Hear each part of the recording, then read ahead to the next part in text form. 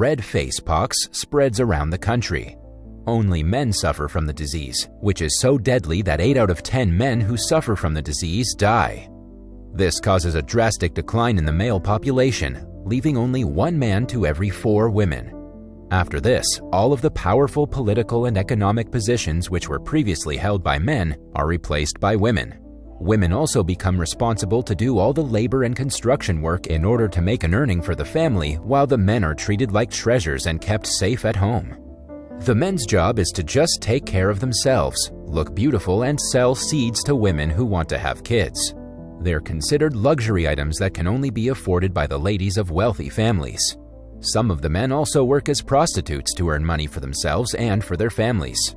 In this matriarchal society, the Mizuno family is struggling to put food on the table. The family also includes a young and handsome boy, Yunoshin, who loves to practice swordsmanship and wishes to become a great warrior in the future. Despite their critical financial conditions, Yunoshin's mother never allows him to get into prostitution and earn for the family. For this kind of behavior, Yunoshin is very grateful to his mother and also loves her very much. While other men spend most of their time in makeup and beautiful dresses, Yunoshin practices being a samurai. In addition to being a talented swordsman, Yunoshin is also famous for his kindness as he helps women who are desperate to have a baby free of cost. Following this, a number of wealthy girls can be seen approaching Yunoshin's house to ask for his hand in marriage. However, Yunoshin refuses each of them and tells his mother that she should rather focus on finding a suitable male for his sister. On the other hand, Yunoshin has fallen in love with his childhood friend, Onobu. Because Onobu belongs to a wealthy family, Yunoshin has never been courageous enough to approach her and put his heart on the line. He's well aware of the financial and status difference between the two families and always prefers to keep his distance from Onobu. In the next scene, Yunoshin can be seen addressing his family about his decision to join Oku, the inner chamber of the castle where the men who take care of the queen live. He is doing so to help his family uplift their financial status and to keep his distance from Onobu. The members of Oku are trained to look beautiful and get attention from the queen, also known as Lady Shogun. Before leaving Oku, Yunoshin meets Onobu, who tries to stop him from joining Oku as it will ruin their relationship. However, Yunoshin leaves, but not before he plants a kiss on her. Following this, Yunoshin arrives at the castle and begs Matsushima, one of the members of higher rank in Oku, to let him join the group. Matsushima reluctantly accepts and shows him around, telling him that he should start from the lowest rank of the group by cleaning up and taking care of the higher-ranking men's belongings. He also mentions that if his services and dedication to the work are satisfactory, he will eventually get promoted to the higher ranks. Here, we get to know that the current Lady Shogun is only 7 years old, providing ample time for the youths to prepare themselves and compete with each other to impress the queen before she gets to an appropriate age. Soon, Matsushima and Yunoshin come across Fujinami, the only highest-ranking man in Oku. Before departing, Matsushima suggests that Yunoshin never say a word about Oku and their tradition to anyone outside. Later, when Yunoshin enters his chamber and greets other members of his rank, he is bullied by a group of men.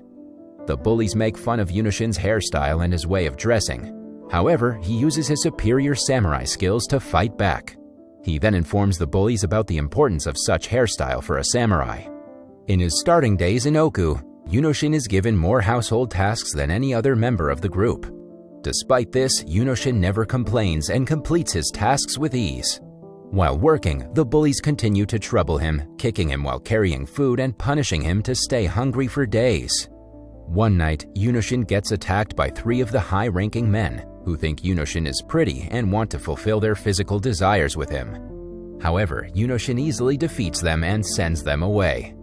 The next day, Yunoshin talks with one of the members working with him, Sugushista, and tells him about what happened to him at night.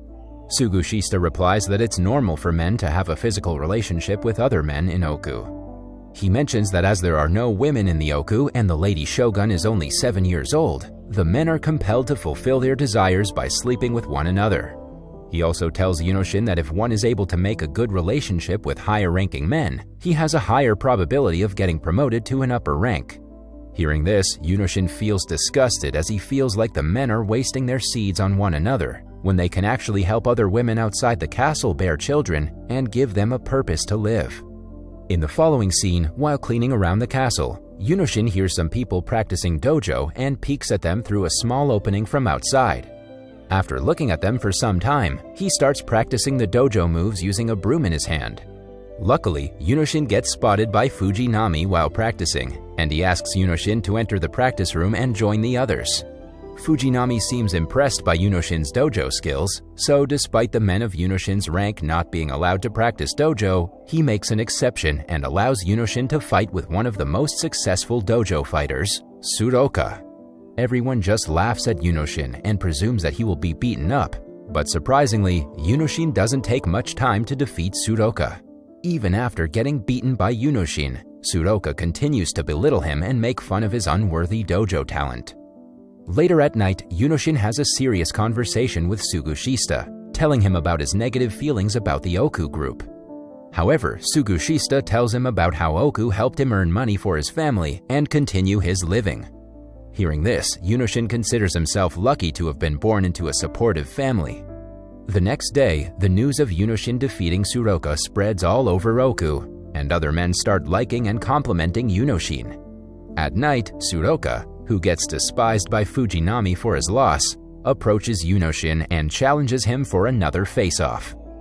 At first, Yunoshin refuses, but later he agrees to fight as he cannot stand against the order of high-ranking men.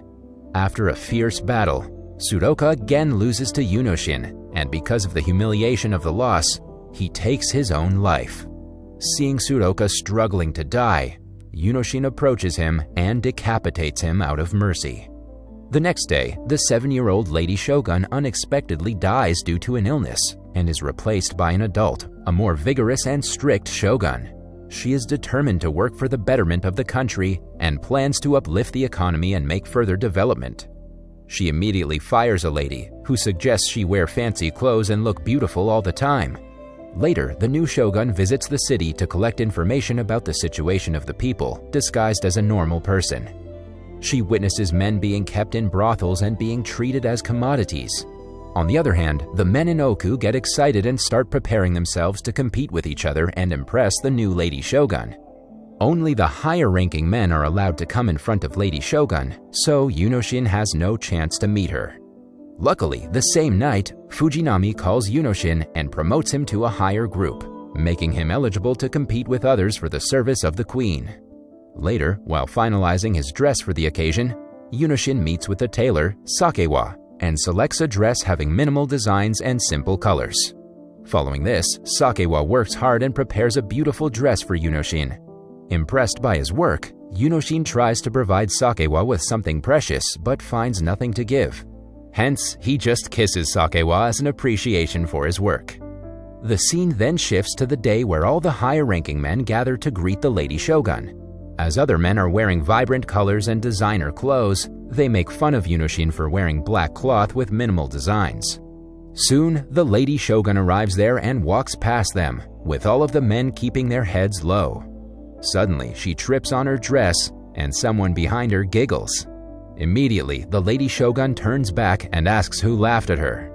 To save the man beside him, Yunoshin comes forward and takes the blame. Surprisingly, the Lady Shogun approaches him and asks him his name after noticing his simple dress and innocent face. She then invites him to sleep with her the following night, leaving everyone stunned. In the following scene, Yunoshin can be seen in front of Fujinami, who informs him that the first man who sleeps with the Lady Shogun is considered to be the secret swain and should forfeit their life after the night. He also mentions that taking Lady Shogun's virginity is a crime, and one will get decapitated secretly for the act. Furthermore, Fujinami tells Yunoshin that his family will receive a huge amount of money on his behalf. Hearing this, Yunoshin accepts his punishment and agrees to sleep with the Lady Shogun.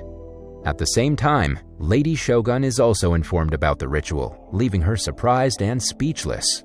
Later at night, Fujinami and Matsushima are playing a board game and discussing how Yunoshin will be decapitated. It is then revealed that Matsushima and Fujinami intentionally made Yunoshin the secret swain to get rid of him as a competitor because they took him as a threat. After the death of Yunoshin, Matsushima plans to impress Lady Shogun and be a father to her kids. On the other hand, Yunoshin can be seen thinking about Onobu before preparing himself for the night with Lady Shogun.